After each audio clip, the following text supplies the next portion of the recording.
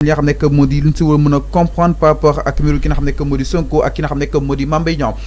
juriste la xel màcc jëm si wàllu wunu mel dina nekk candidat wala du nekk candidat loolu mooy premier laaj bi nag maxam Ousmane Sonko continue toujours de garder son éligibilité ou bien il l'a perdu. Oui bon xam nga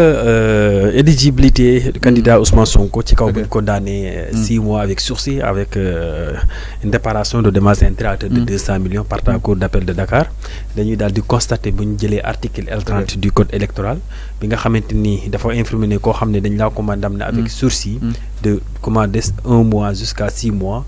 di nga xamante ni inscrire ci liste électorale bi dootoo ko mën a def te ku binduwul ci liste électorale boobu naturellement doo mën a nekk candidat donc tey juridiction boobu confirmé na ne bel et bien Ousmane Sonko du mën a nekk candidat ci élection yi nga xamante ni ñu ngi koy jëm en 2024. alors mu nekk loo xam ne itam yéeme na loolu ba daal si yegg exactement si juridiction boobu nga sukkandiku moo tracé que nit Sonko du war a mën a nekk li nga xam ne que moo di candidat mais si ban anam ak aussi si ban anam lu ko lu nu mel daal di tracé Ousmane Sonko li nga koy toppee bokk na si diffamation ak yenn ak yoo xam ne itam tënku na si juridiction bi nu mel ni képp ku def yooyu defee doo bokk si li nga xam ne que moo di présidentiel. oui xam nga délit yi nga xamante ni. L30 visé na ko. boobu délit lee bokk na ci mais au-delà de cette 18 délit de diffamation bi nga xamante ne nii tey moom lañ doon attee le président Ousmane Sonko daa am beneen loo xam ne moom moo ci laxasu moo ci tonku mooy maanaam sanction bi nga xam ne tey juridiction bi infligé na ko kii di le président Ousmane Sonko maanaam condamnation bi parce que tout simplement gis nga délit bi kese mënul tax ñu retirer en réalité ñu interdire à une personne mu inscrire ci liste électorale bi parce que même délit lañ ko condamné woon comment dire par la cour comment dire par le tribunal voilà grande instance bi même délit la woon en fait mais bu mu ñëwee appel lu changé du délit bi mais la changé mooy sanction bi condamnation bi moom moo changé donc li nga xam ne moom jëlee nañ ko au niveau du tribunal bu ñëwee appel juridiction boobu noonu daal di infirmer une partie de la décision bi nga xam ne tribunal rendre na ko daal di confirmer également une partie boo xam ne ni décision bi nga xam ne tribunal rendre na ko lan la confirmer mooy li nga xam ne mooy 200 millions amende bi nga astafurlah dommage intérêt bi nga xam ne tribunal moom moo ko jox loolu koy da koo confirmer mais quant à la peine da koo gën a yokk da koo gën a diisal mooy la cour d'appel donc ci diisal boobu nag ci lay duggee ci le fait que nit ki boo duggee ci genre sanction yi boo ko amee doo daal di mën a bindu ci li nga xamante ni moom mooy liste électorale bi te boo mënul bindu ci liste électorale bi comme li ma la wax léegi naturellement doo mën a nekk candidat aux élections donc ce qu'il a lieu de retenir par rapport à ça c'est que l'infraction n'a pas été comment dire amul benn différence ci atte bi luy am différence lenn la mooy que ne sanction bi nag au lieu mu gën a oyof daal di gën a diis cour d'appel loolu la décidé moo tax ma ne la dafa infirmer une partie parce que la cour d'appel ñaari décision lay rendre soit day infirmer soit mu confirmer infirmer mu ne déedéet d'accord ma ak décision bi nga xam ne tribunal bi la joxoon na maanaam damay def lu ko ëpp wala lu ko gën a suufee confirmer waaye effectivement mu joxe décision boo xam ne mook tribunal bi lu mu joxoon moom ko donc ñaari décision yooyu rek lay joxe te gis nañu da ko xaaj soit day infirmer dëggal li gaan instant daal di àtte soit day infirmer ñàkk dëggal li gaan instant daal di àtte exactement oui tout à fait mais est-ce que nekkul infirmer à moitié parce que aussi dommage intérêt bi da kaa daal di confirmer mais peine bi la daal di infirmer oui loolu aussi naka lañ ko mën a comprendre oui loolu laa wax ma ne moo tax man ne dafa infirmer une partie information partielle donc loolu jusqu'à présent loolu nañ ko mën a tuddee il a waxoon naa la ko fii ci njëlbeen avant le procès nee naa la décision qu'a rendue le tribunal n'a rien à voir avec la décision qu'a rendue la cour bi du xool ni sama homologue juriste pour la tribunal balikat lii la décidé man aussi loolu lay décidé wala du ma décidé loolu day daal di xool en fonction éléments yi nga xam ne teg nañ ko ci table am mu daal di rendre une décision loolu am na liberté am na autonomie am na indépendance boo xam ne bu ko neexee mu gën a suufeel décision bi nga xam ne tribunal rendroon na ko mais bu ko neexee mu yokk ko wala mu joxe type décision bi nga xam ne moom la tribunal joxe woon mais également on doit retenir encore une fois qu'il y a la liberté mais également il y a l'indépendance par rapport à la comment dire à ces deux décisions là. alors donc benn décision bi nga xam ne itam da ngaa influencer beneen bi. bu si ñëw rek peut-être da nga àtte selon sa ultime conviction. oui tout à fait alors dañuy daal ñëw exactement si li nga xam ne itam moo daal jaaxal askan wi Abdou bokk na si article L30 ak article L29. bu si nekk ñiy jàpp na ni L29 certes dàq Ousmane Sonko mais L30 moo ko daal di dàq. alors aussi lu nu mel naka la mën a comprendre lu moo ko peut-être gars yi yaakaar ni Ousmane Sonko a perdu son éligibilité article li nga xam ne que moo di peut-être 30 bi ñëw peut-être xaw ko bëgg a dëggal article 29 peut-être xaw weddi par rapport ak mbiru li nga xam ne que mooy diffamation comment comprendre par rapport ak yooyu article ñeel li nga xam ne que moo di alinéa yi. non mais article yi par rapport article tout ñëw si article 29 lan la wax si kaw Ousmane Sonko. oui mais article 29 ciblé wul Ousmane Sonko en fait daa ay voilà ci cas maanaam si diffamation injure publique. oui mais xam ni tam dana ko toppee. tout à fait article L29 dafa cité benn tas de délit yoo xam ne consécutif yoo xam ne bu ko nit ki daal di def bu ko nit ki defee ci kaw loolu la ñu sukkandiku pour xam ndax kii effectivement dinañ ko mën a appliquer à la rigueur article L30 ou pas que dit l'article 29 article 29 d'année ne doit pas être inscrit sur la liste électorale waruñu bindu ci liste électorale waruñu électorale yi ouais waaw ku bu ñu bind sur liste électorale yi mënoo nekk candidat non mënoo nekk candidat mu continuer mu ne les individus condamnés pour crime képp koo xam ne condamné nañ pour crime maanaam nga rey nit wala nga violer et ainsi de suite doo mën a bindu ci liste électorale bi deux mu ne ceux condamnés à une peine d'emprisonnement sans sursis ou à une peine d'emprisonnement avec sursis d'une durée supérieure à un mois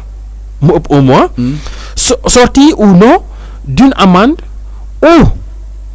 ou d'une amende pour l'un des délits suivants moo tax ma la L29 ay délits la visé délits yi mu visé mooy lan mooy vol escroquerie abus de confiance trafic de stupéfiants détournement et soustraction commis par les agents publics corruption et trafic d'influence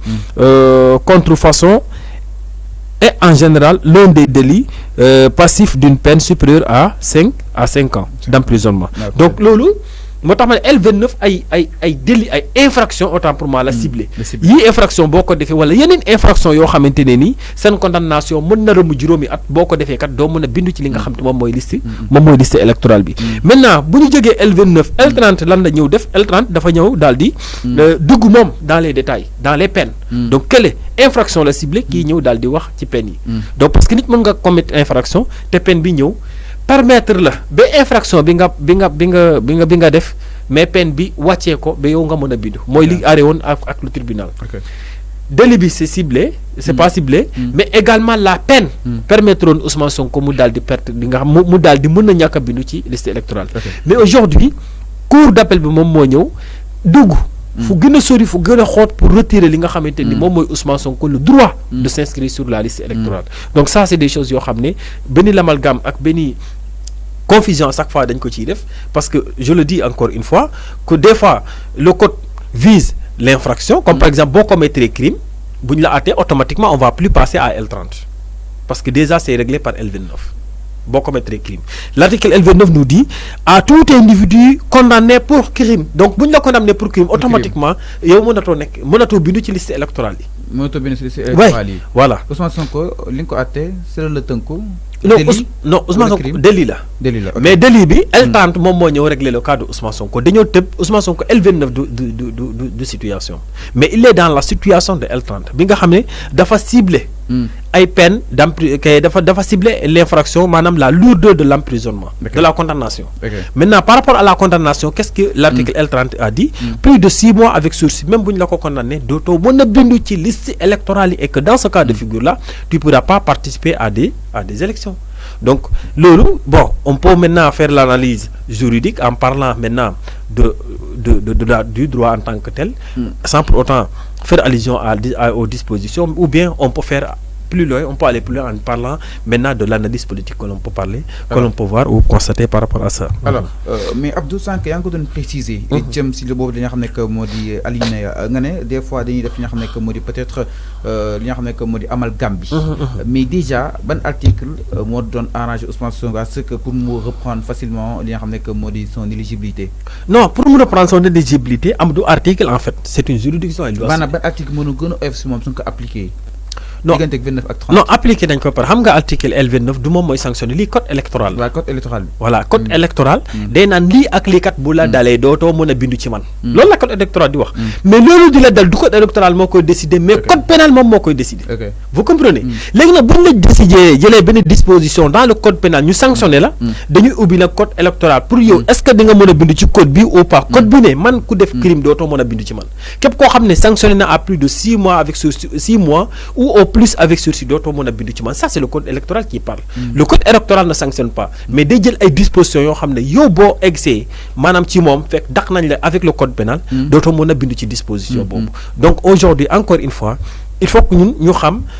ban situation la ñuy nekk Ousmane Sonko situation bu mu nekkoon ci par la décision bi nga xam ne le tribunal rendre na ko bokkul ak tey situation bu mu nekk boo xam ne cour d'appel rendre na ko les décisions ne sont pas les mêmes les conséquences également nekkuñu benn moo tax tey la situation est beaucoup plus compliquée la situation est beaucoup plus complexe parce que là on voit nettement qu'en réalité que l'article L30 moom moo dul permettre à Ousmane Sonko tey mu bind ci liste électorale bi alors donc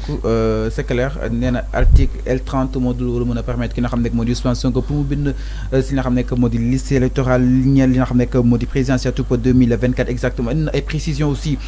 suñu juriste maison bi par rapport ak li nga xam ne que moo di yenn si ay li nga xam ne que moo di peut-être incompréhension yi nga xam ne am nañ ko si boobu di nga xam ne que moo di atte waaye dañu daal di ñëw si boobu di atte sax mais laata ñu si boobu di atte dañuy destiné ba léegi si éligibilité bu Ousmane Sonko alors Abdou est-ce que ñàkk si éligibilité mooy ñàkk si ay droits civiques est-ce que Sonko effectivement war na mën a ñàkk ay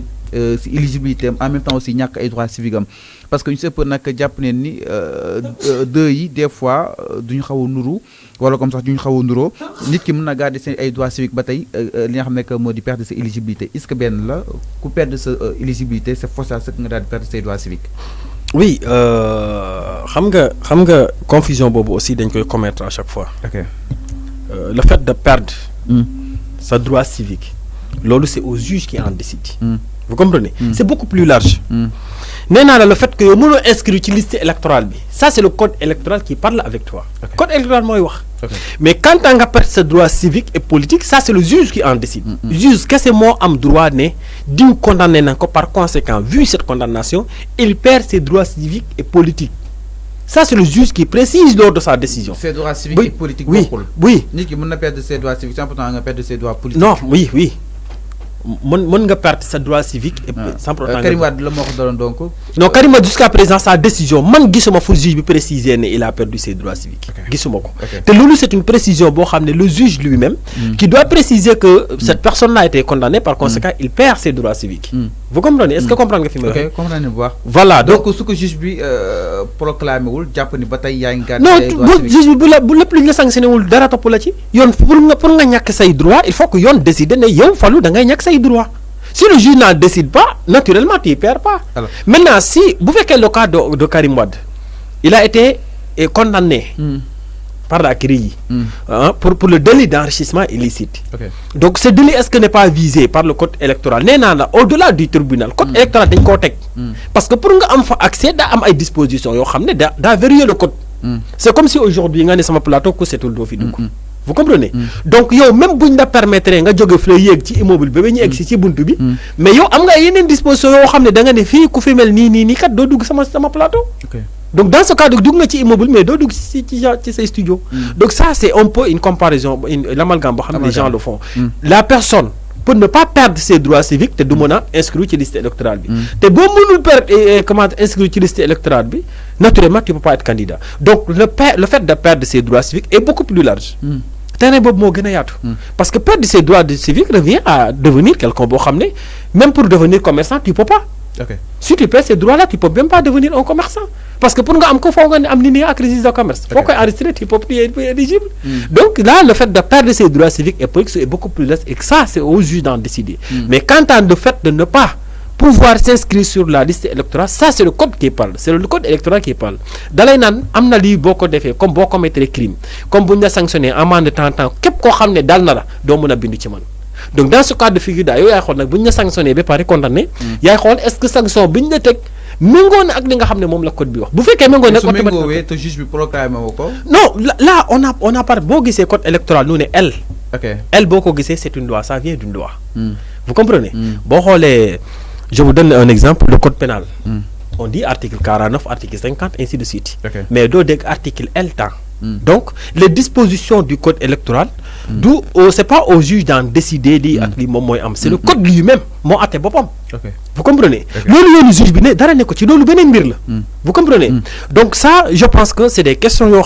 on doit traiter au fond. Maintenant, ce qui reste, c'est que, est-ce que, naturellement, les dispositions comme L29, L30 du code électoral vont être révisées? Parce qu'il y a trop